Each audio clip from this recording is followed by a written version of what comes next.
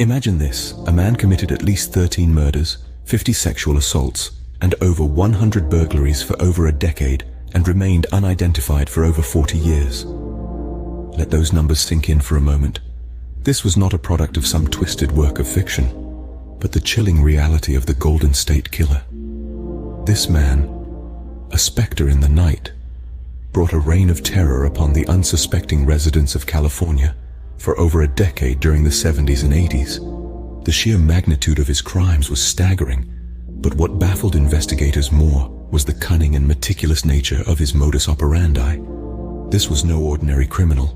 He was a master of evasion, leaving no trace, no face, no name. The Golden State, once the land of dreams, became a nightmare landscape, trapped in the icy grip of fear.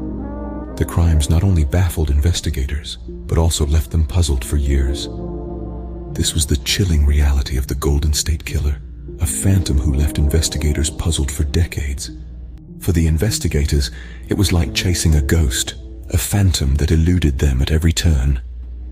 The pursuit of the Golden State Killer was a relentless endeavor, a test of endurance, wit, and sheer determination. For the detectives, each day was a new challenge, a new puzzle to solve, a new lead to follow, only to find themselves at yet another dead end. The use of innovative methods became a necessity in their quest for justice. DNA technology, still in its infancy, was their beacon of hope. It promised answers where there were none, a way to unmask the man who had terrorized California for a decade. The investigators meticulously collected and preserved every single piece of evidence, every strand of hair, every drop of blood, hoping that one day it would lead them to their elusive culprit. But the Golden State Killer was no ordinary criminal. His modus operandi was chillingly meticulous, his crimes calculated and cold. This led the investigators to create psychological profiles, a relatively new method in criminal investigation at the time. They sought to understand his mind, his motivations, his patterns. They tried to predict his next move, to stay one step ahead. But the killer was always just out of reach. There were countless nights when the investigators found themselves staring at a wall of photos, maps, and notes, desperately searching for a connection, a pattern, a clue that would crack the case wide open. Each dead end was a blow, a momentum-stopping halt that would have discouraged any ordinary person. But these were not ordinary individuals. They were an unyielding force fueled by a burning desire for justice. Their dedication was unwavering, their resilience unquestionable. They faced mounting frustration and pressure, but they never wavered. They toiled away year after year, always believing that they would eventually unmask the Golden State Killer. Despite the mounting frustration and pressure, the investigators never gave up, convinced that they would one day bring the Golden State Killer to justice.